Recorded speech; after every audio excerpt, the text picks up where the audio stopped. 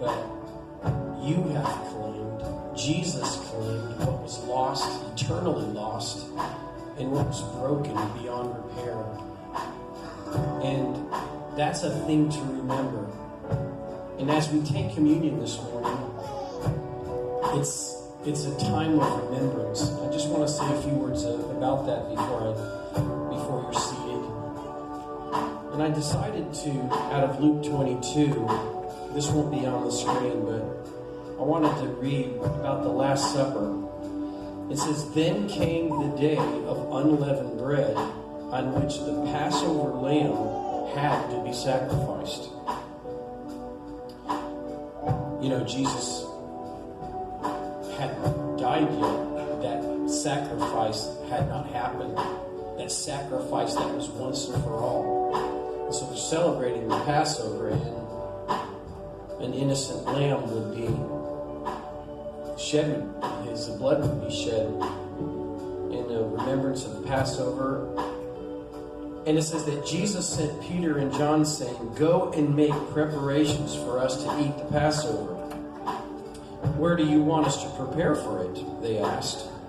He replied, "As you enter the city, a man carrying a jar of water will meet you.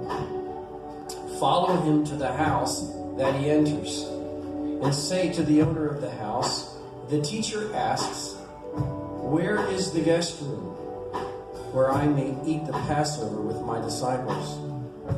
And he will show you a large room upstairs, all furnished. Make preparations there." They left and found things just as Jesus had told them, so they prepared the Passover. If you go down to verse 19, it says, "And he took bread, gave thanks and broke it, and gave it to them, saying, 'This is my body given for you, and do this in remembrance of me.'" So we're told to do this and to remember what Christ has done. And I was thinking of that earlier this morning. Well, what exactly all do I remember? Do I have to remember? And a few scriptures came to my mind. 2 Timothy 2:8 says, "Remember Jesus Christ, raised from the dead, descended from David, as proclaimed by my gospel." So we're to remember that he was raised from the dead. Ephesians 2:12 says, "Remember that you were at that time separated from Christ, alienated, broken, having no hope and without God in the world. But now in Christ Jesus, you who were once far off have been brought near by the blood of Christ." And then it says, his compassion. It's one thing that I always want to remember. When I think about Jesus, I think that the fact that he was very compassionate. In Matthew 9, it says, when he saw the crowds, he had compassion on them because they were harassed and helpless like sheep without a shepherd. God is a God of compassion. So we're to remember his word.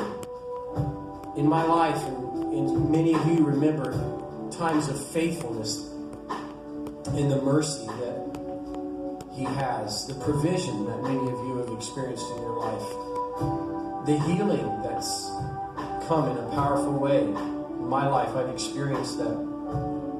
Comfort. There's been times of loss in my life, in your life, where God has brought comfort. And we remember the words of Jesus. There's been courage. There's been answered prayer. There's been direction in my life. And mostly, I just think of the forgiveness that I've experienced in my life. And here's another thing that I remember. I remember that I'm created to have purpose. It says this in Ephesians 2:10, "For we are his workmanship, created in Christ Jesus for good works, which God prepared beforehand that we should walk in them." So our communion is a remembrance of what Christ did for us, and it's a celebration of what we receive as a result of his sacrifice, his life. That's what we get. We get life. You may be seated right now, and we're going to